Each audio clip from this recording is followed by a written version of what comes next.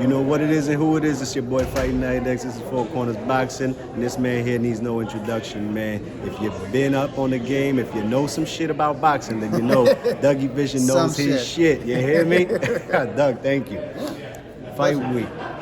Chocolatito and Rey Martinez. I like this jacket. Thank you, my brother. Yeah. Designed it myself because these guys deserve this type of respect right here. They do. You hear me?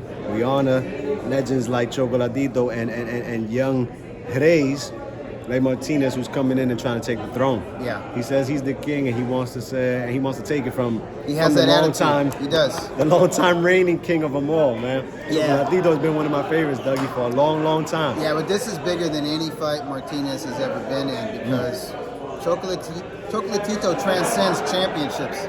He's won championships in 4 weight classes. First fighter from Nicaragua to do so.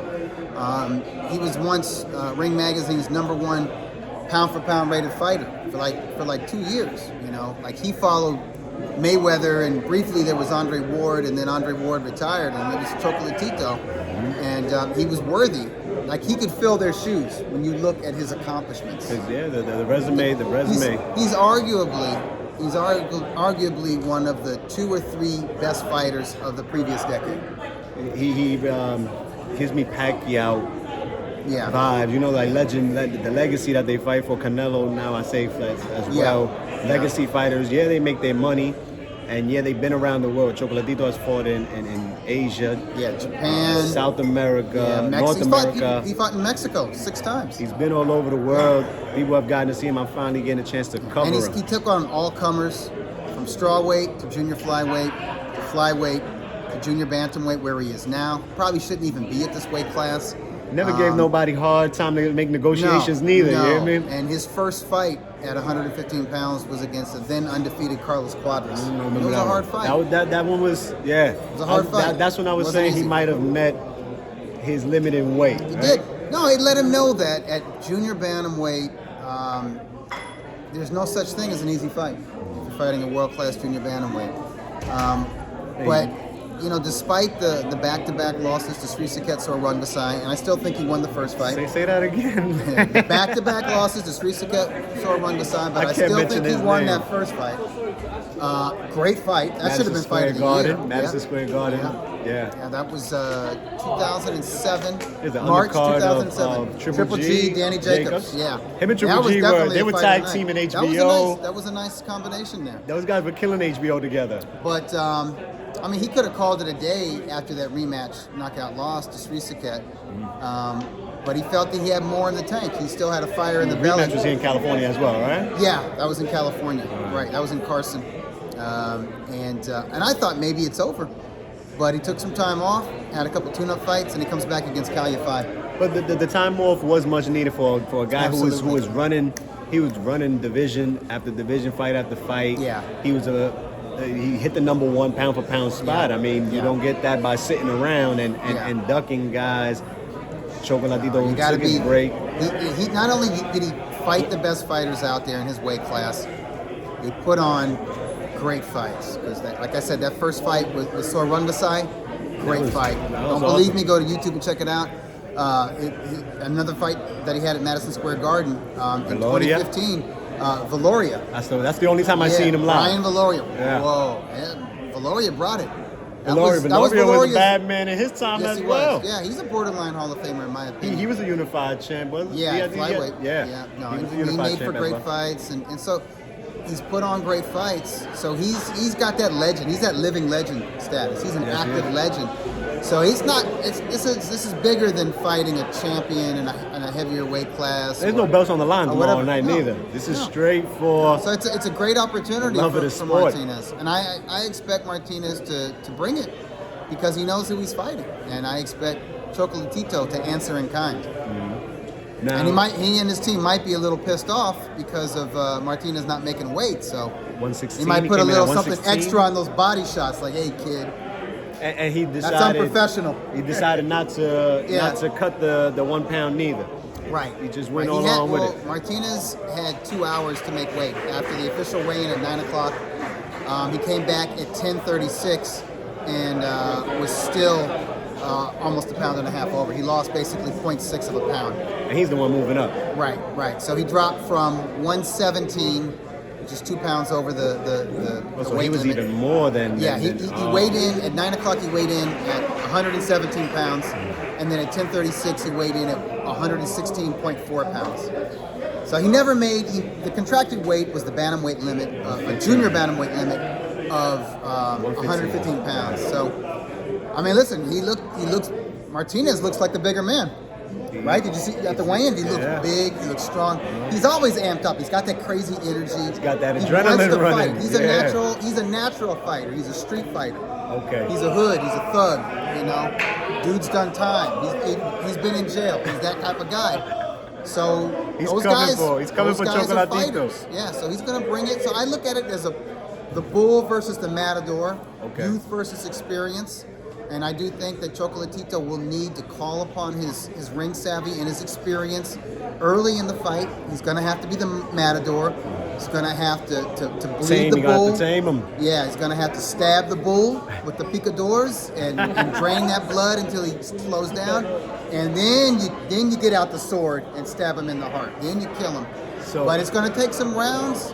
And so I see Chocolatito being a matador early, and then by the mid-rounds, he becomes a bull, because that's what he is. He's a bull. He's a pressure fighter. He's a volume puncher, but he's technical. He's a technical catches a lot of combination shots. He puncher. picks a lot of shots off. A lot of times He it works looks like they're landing. his defense while he's working his offense. But he picks them off His as well. defense will create offense. And He'll Martinez, block with his hand, and he's Martinez is a lot punching while easier you're to hit. punching, and he's blocking while you're punching. Martinez is a lot easier to hit, I say, as well. He's very straightforward. open. Yeah. He's very open. But I know you'll put him down. But he's straightforward in his aggression. Very heavy on the left, right? A lot of weight on his front foot. Jab. They and he both likes got good chins too, man. They can take a punch. Martinez has got a good hook to the body. He swings. He wings his punches a little bit, but kind of hard to detect the shot coming. Right. That's what I was gonna say. He's unpredictable. That's dangerous. Unpredictable fighter is a dangerous fighter. Choco done seen it. Choco done seen enough, man, to He's say seen it all. he's gonna pull it up. I'm Team Choco tomorrow night. You know I am. How does it end? I We say all late want to stoppage. see. We all want to see a for knockout. Gonzalez. I think Gonzalez wears him down. He's got to fight like hell. He's got to dig deep. He's got to go to the well once more. We'll see if he can do it. I think he can. I've been told he's had a great camp. He's kept his weight down. He's been training since November. He was supposed to be part 3. It was supposed to be Right. part 3. And that he was gearing up for a fellow great fighter in Juan Francisco Estrada. Shout out to Eddie Hearn, who he picked it back up, and This is a great substitute. Yeah, he didn't let it go to waste. No, in some ways, this matchup is just as intriguing as the rubber match. With the rubber match, we know what we were going to get with Chocolatito and Estrada, a great fight, right? But with this, it's a bit unpredictable because Martinez is a loose cannon. Okay. It's kind of crazy. Okay. You know, and we already had some unpredictability today with the weigh-in. See, that's what you get with that guy. Not to take away from the I Martinez hope it doesn't Gonzalez. get dirty. I hope it doesn't get crazy. You know what I mean? Like crazy stuff, like low blows or It's headbutts or whatever. But you never know. Martinez It might get crazy. might go there Yeah. if he has to pull it off. If he's Wasn't down. there the guy in Britain that he fought and he hit him while he was down or whatever? Like he's kind of the he's a Harris savage, Jay yeah. Harris fight? Yeah, he's kind of a Check out that savage, fight, man. Jay Harris and Martinez. You see the grit in the both of those guys as well. Yeah. Part 3, talking about part 3, which hopefully, if Chocolatito's successful, we get a part 3. That's supposed to happen later. In part 2, who did you have that night? I scored it for Chocolatito, 7 rounds to 5. 7-5, close fight. I can't and I could debate even that. see. I could even see. A draw? Well, no, I could even see 8 rounds for Chocolatito, Okay, 8 rounds so- to 4, but- because. Gallo I'll not tell you Gallo what. at all. Well, no, I don't. I wasn't mad at the fight. Okay, like it was a No, great it was fight, awesome fight. and it was hotly contested. So if you thought Estrada won by a point or two, I don't debate it neither. Yeah, I'm just I don't like, debate okay, it too I'll see much. But That's what I cool. said, every round was heated, and Estrada did something, and then Chocolatito came back, and then Estrada came back, and then Chocolatito came back. But I thought in a slight majority of rounds, Chocolatito answered last. I think he did And- more body work that people Thank didn't you. notice. Why don't people score body shots? They don't go body shots at Body all, shots yeah. It's professional boxing. They may not count for much in the amateurs, but they're supposed to count in the professional game. And I think Chocolatito outworked him Okay. in at least a slight majority of the rounds. And that was, to me, that was the edge. All right. He answered back last in a slight majority of the rounds, and he worked harder. He threw more.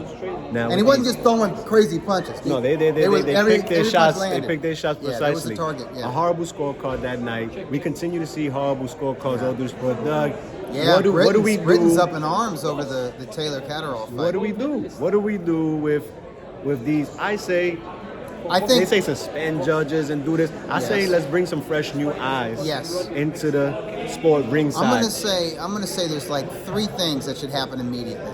First of all, the judges, the officials, the referee and the judges should attend the fight week press conference. They should be announced.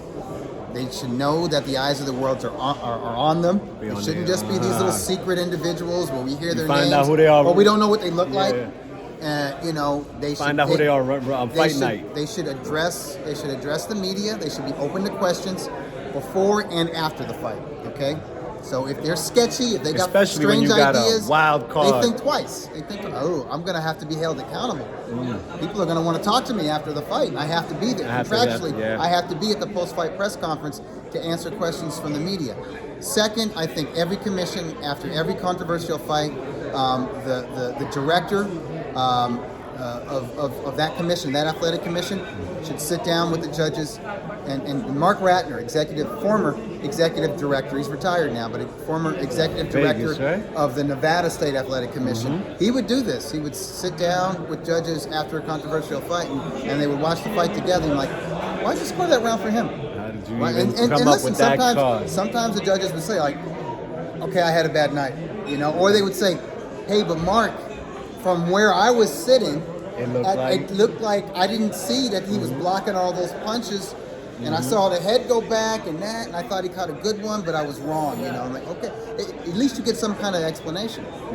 But even in those private meetings, and those meetings should be private, I do think that there should be some transparency in that whatever is said in that sit down between the executive director of the commission and the judges, like they make that public, and like, listen, the judge admits from his perspective he saw something different, whatever.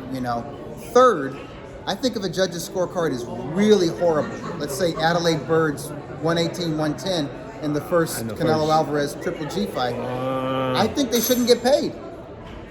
I think there needs to be like, sit them fighters. Down. They gotta get sat down for a while, man, and not ringside. Right. Sit them, but not at ringside. If you're not professional, right, you get fined, right, in boxing, right? Yes. So Martinez he was fined 20% of his purse for Tonight, not making weight today, okay. right? That should happen. It's only right. You get fined. It's So only right. for the judges, either fine them or they don't get paid.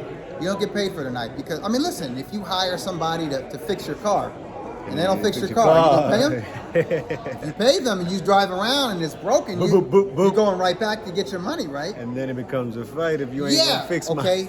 right. Whatever it is, you pay somebody to do something. The job has paid. to get done. The job has to get done. That's their job, is to judge. You got a lot of these guys with 100 title fights. You got a lot of these guys who've been around for a long time. It's time to bring some new eyes, I say, as well. Yeah, and I'll add that. I'll add a fourth and a fifth. Let's get in some new blood. Not just with judges, but also with referees.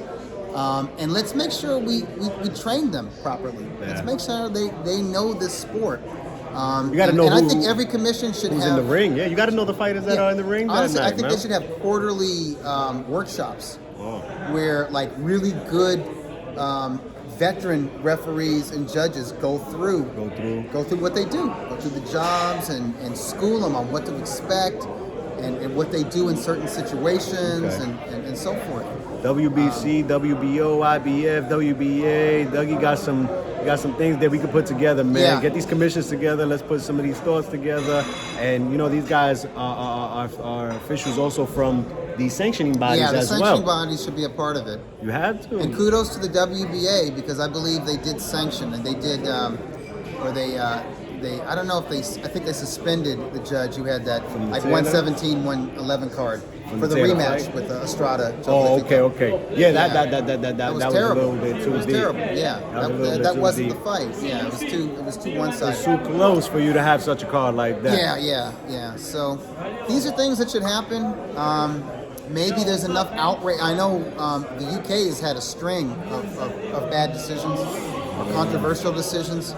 And late, I think as it's of late. ripe. I think the time is right for some reform. To come in. Yeah, some reform. Because it's I think it has to start from the commissions, though. So in Britain, the British Boxing Board of Control, it's got to start with them. We don't need and then this they, as they, well. They bring in the sanctioning bodies. We got enough make it problems uniform. trying to get these fighters to get in the ring right Yeah. now and give us the fights that we want. Yeah. Now we got to deal also with judges and referees making bad calls. Some refs stop fights too early, but then they say, hey, it could have been a punch too late. Yeah. But then again, like you said, you need to know who you have in the ring. If you got a Chocolatito Martinez in the ring, you know you might have to step back and let these guys do what they do until somebody's down and out.